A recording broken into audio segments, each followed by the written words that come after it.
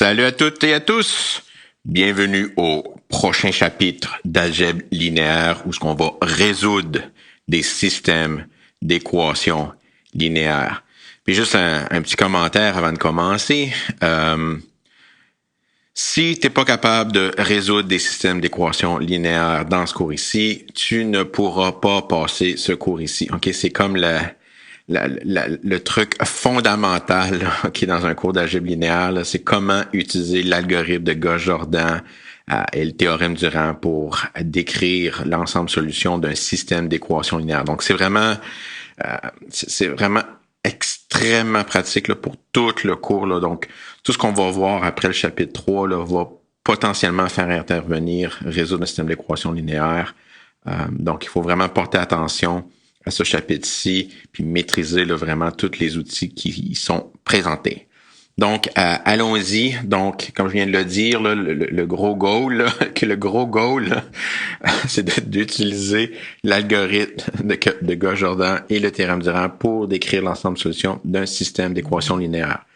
Mais bien sûr, si on veut parler d'ensemble solutions d'un système d'équations linéaires avec l'algorithme de Gauss-Jordan, il faut commencer par introduire les choses. Donc, la notion fondamentale, c'est d'abord et avant tout, c'est quoi une équation linéaire? Okay? Donc, la première définition de ce chapitre, okay, c'est la notion de équation linéaire. Donc, c'est quoi une équation linéaire à n inconnu? Donc, on a n inconnus ou n variables. Donc, les variables, les symboles qu'on va utiliser en général lorsque je vais parler d'une équation linéaire à n variables sont x1, x2, x3, x4 jusqu'à xn. Et on va aussi avoir dans une équation linéaire des coefficients pour ces variables-là qu'on va typiquement appeler A1, A2, A3 jusqu'à AN. Ces coefficients-là vont être des nombres réels. On pourrait avoir des coefficients qui sont des nombres complexes, mais on va pas vous torturer trop là. Donc, une équation linéaire, c'est une équation de la forme où la seule chose qu'on doit faire avec les variables, c'est les multiplier par des coefficients puis les additionner. Puisque les coefficients peuvent être négatifs, additionner ou soustraire, c'est la même chose. Donc, une équation linéaire a la forme A1x1 plus A2x2 plus A3x3 jusqu'à ANxn.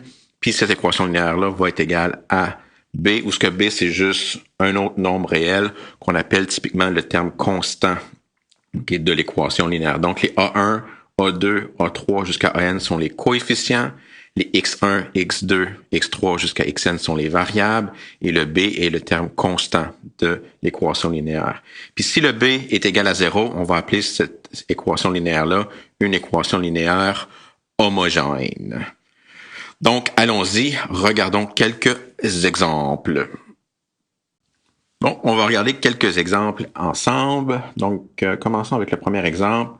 Disons que j'ai 4x1 plus 5x2 plus x3 est égal à moins 1.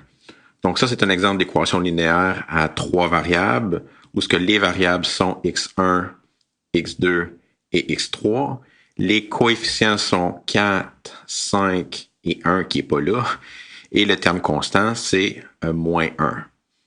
Un autre exemple, disons que j'ai 5x plus 6y moins z est égal à 0.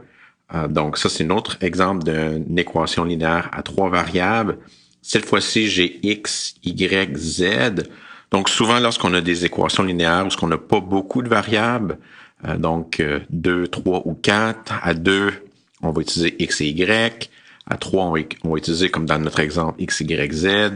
À 4, ça va être w, x, y, z. Puis, normalement, pour 5 variables et plus, on va tendre à utiliser les x1, x2, x3 jusqu'à x5. Donc, dans notre exemple, nos coefficients sont 5, 6 et moins 1. Et notre terme constant, c'est 0. Donc, un truc qu'on peut remarquer, je sais effacer ici mes affaires, fait des petites erreurs, c'est que ce deuxième exemple-là, c'est un exemple d'équation linéaire qui est homogène. Donc, je vais écrire ça. Ça, c'est homogène. Donc, puisque le terme constant est égal à 0. Puis finalement, un autre exemple, juste pour la gloire d'avoir bien des variables. Disons que j'ai x1 plus 2x2 plus 2x3 plus 4x4 plus 6x5 est égal à 1. Donc, mes variables dans cet exemple-là vont être x1, x2, x3, x4, x5. Donc, j'en ai 5 variables. Mes coefficients vont être 1, 2, 2, 4, 6 et mon terme constant, c'est égal à 1. Donc, ce n'est pas un exemple d'une équation linéaire homogène. Donc, juste pour le bien de la cause, je vais vous donner des exemples qui ne sont pas des exemples d'équations linéaires. Donc, le premier, disons que j'ai x fois y plus 2z est égal à 1. Donc, la raison pourquoi que ce n'est pas un système d'équations linéaires, c'est qu'ici, le x multiplie le y. Donc, si les variables se multiplient, ce n'est pas une équation linéaire. Donc, un autre exemple, disons que j'ai x au carré plus 3y moins z est égal à 1. Pourquoi que cette équation-là n'est pas une équation linéaire? Mais c'est pas linéaire parce que ma première variable est au carré. Donc, je ne peux pas avoir de puissance sur mes variables. Les seules puissances, entre guillemets, c'est les 1. Puis, juste, encore une fois, un dernier exemple, disons, si j'avais sin de x plus e à la y est égal à 4. Donc, la raison pourquoi c'est pas une équation linéaire, dès qu'on voit des termes compliqués, là, sinus, exponentielle, logarithmique, donc vraiment, là, des équations linéaires, c'est les équations les plus de base qu'il n'y a pas. OK? Donc, la prochaine définition va faire un petit lien entre ce chapitre-ci sur les systèmes d'équations linéaires et notre chapitre sur les matrices. Donc, lorsqu'on a une équation linéaire de la forme A1x1 plus A2x2 plus A3x3 plus etc. jusqu'à ANxn est égal à B, il y a deux matrices qu'on peut construire à partir de cette équation linéaire. La première matrice, c'est ce qu'on appelle la matrice des coefficients associés à l'équation linéaire. Donc ici, notre matrice des coefficients, mais son nom se le dit, là, est construite avec les coefficients de l'équation linéaire. Donc, notre équation linéaire, les coefficients sont A1, A2, A3 jusqu'à AN. Donc, on crée une matrice ligne où ce que les coefficients sont les entrées. Donc, j'ai mon A1, A2 jusqu'à AN. Donc, cette matrice-là, c'est bien sûr un exemple de matrice ligne 1 par N.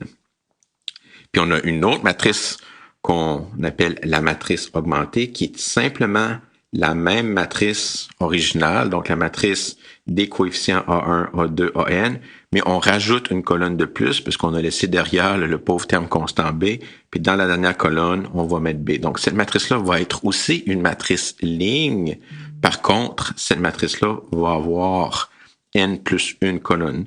Donc, c'est une matrice 1 par N. Donc, c'est juste une petite remarque sur cette fameuse, là, si on veut, le bord-là, là, ici, qui sépare les coefficients de ma matrice, qui sépare mes coefficients de mon terme constant.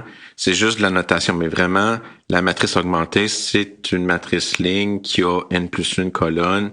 La barre ne change pas le genre de matrice, c'est juste pour se souvenir que, hey, by the way, on a une matrice augmentée.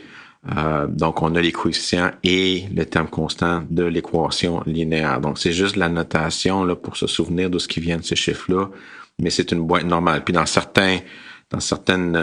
d'autres références, parfois cette ligne-là n'est pas dessinée. Mais moi, par habitude, je vais toujours avoir la barre là, entre la partie des coefficients et le terme constant. Okay, donc, c'est donc deux matrices qu'on peut associer à une équation linéaire. Donc, allons-y avec des exemples.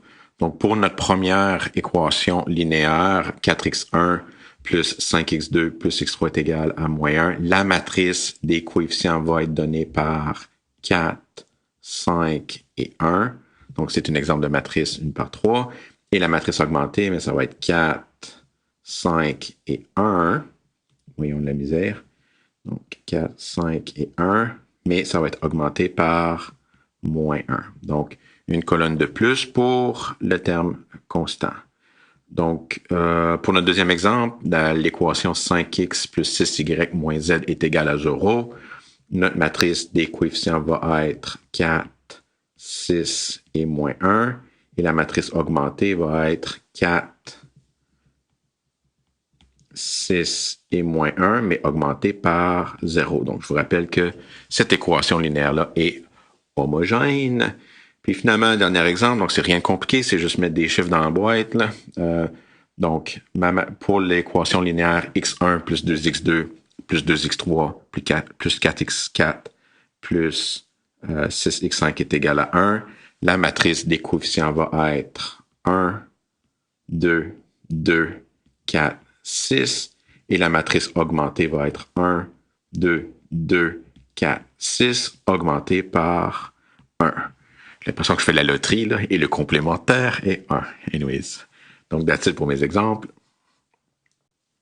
All right.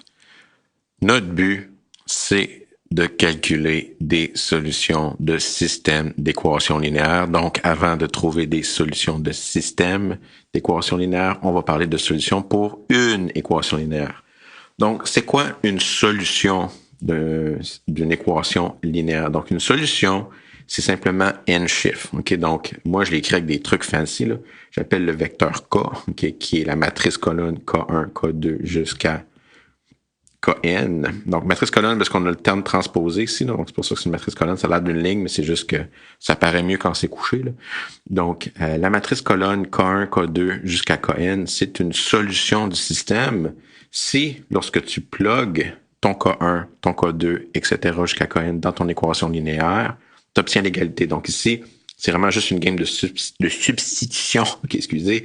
Donc, je mets le K1 à l'intérieur de X1, je mets le K2 à l'intérieur de X2, je mets le Kn à l'intérieur de Xn. Donc, je fais vraiment une évaluation de mon équation linéaire. Puis si j'obtiens l'égalité, donc si lorsque j'évalue mon équation linéaire, donc quand je fais A1 fois K1 plus A2 fois K2 plus AN fois Kn, si j'obtiens le terme constant, donc si j'ai égalité des deux côtés, j'ai bien une solution. Si ça donne pas si le membre de gauche n'est pas égal à B, ce n'est pas une solution.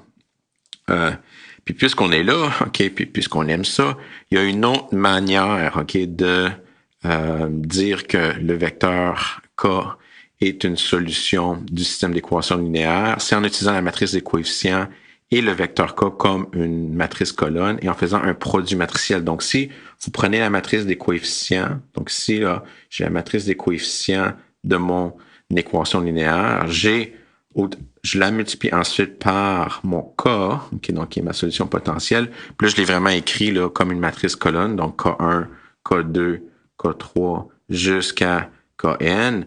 Lorsque vous faites votre produit matriciel, si ça vous donne bien la matrice un par un, donc je vous rappelle ici la matrice de gauche, okay, c'est une matrice qui a une ligne, n colonnes. La matrice de droite, c'est une matrice colonne qui a n lignes et une colonne, donc le produit matriciel y est bien défini et sa grosseur va être une matrice une par une.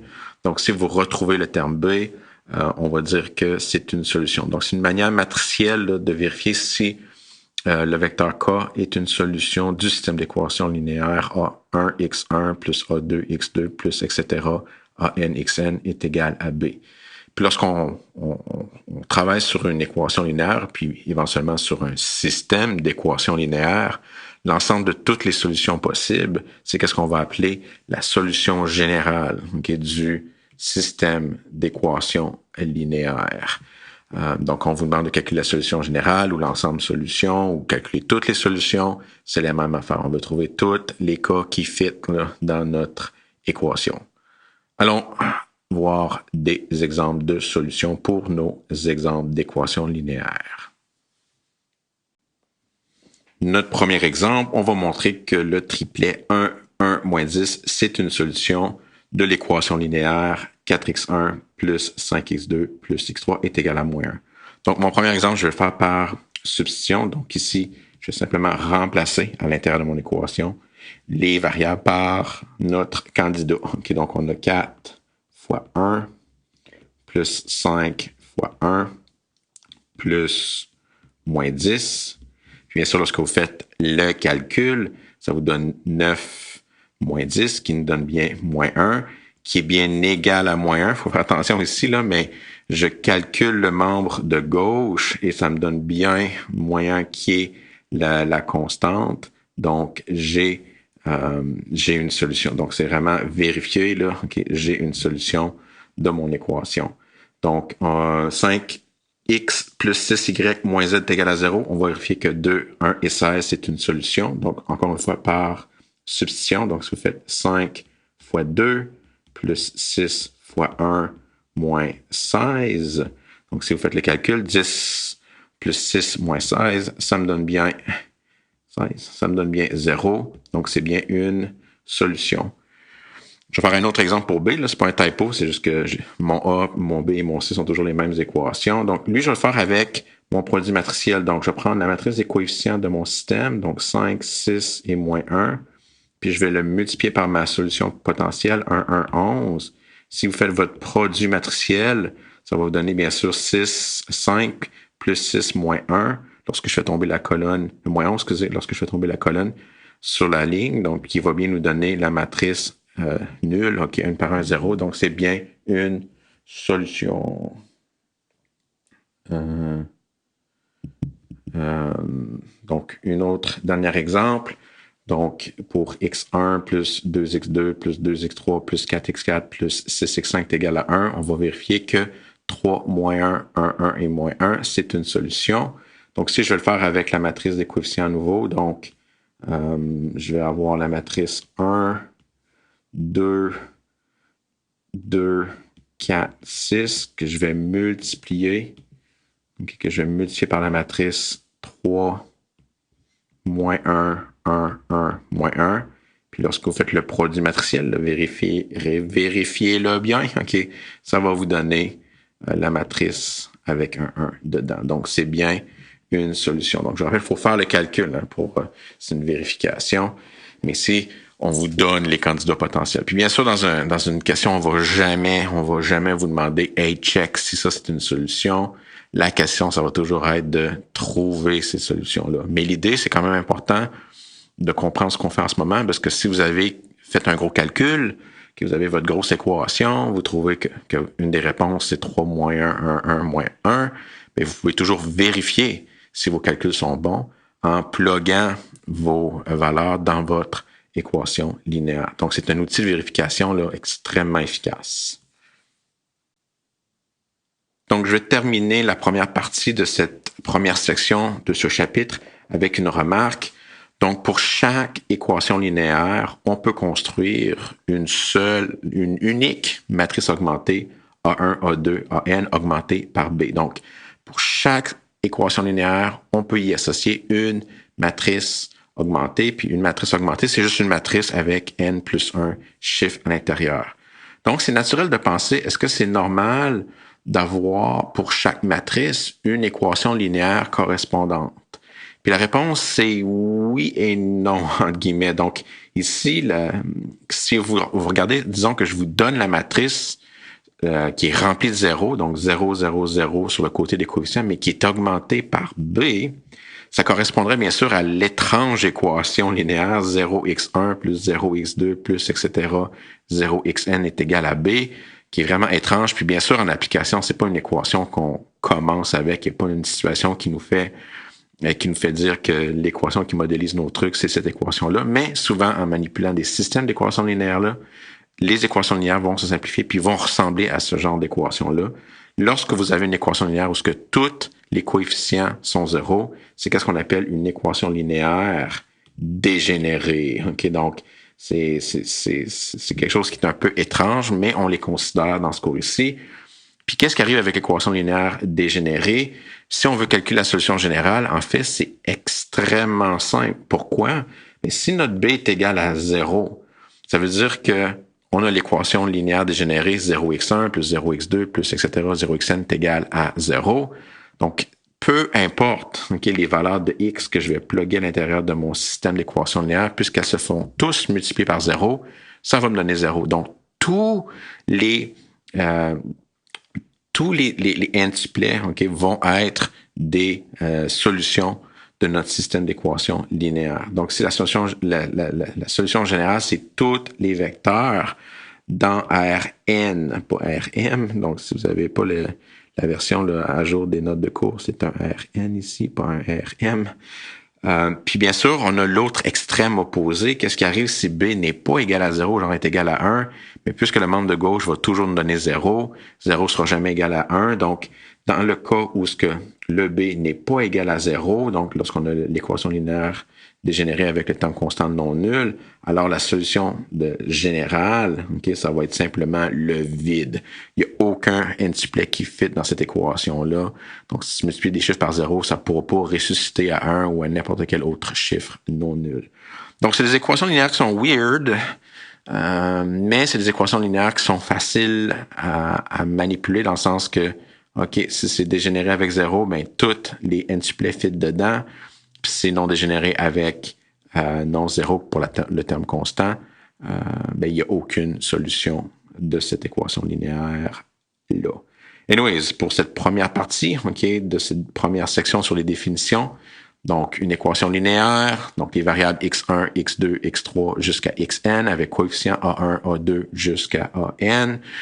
Terme constant B, la seule chose qu'on peut faire pour une équation linéaire, c'est multiplier les variables par les coefficients et les additionner ensuite, les mettre égales au terme constant. À une équation linéaire, on peut associer la matrice des coefficients, qui est juste une matrice ligne avec les entrées A1, A2 jusqu'à AN, et la matrice augmentée, où on a une colonne de plus qui est donnée par B, donc une matrice avec une ligne, mais N plus une colonne, donc A1, A2 jusqu'à AN, et ensuite B. Puis on a simplement couvert la notion de solution. Donc, une solution d'une équation linéaire, c'est simplement des n-tuplets qui fit dans l'équation. Ou si t'es creepy, matrice des coefficients fois le vecteur K me donne la matrice 1 par 1 B.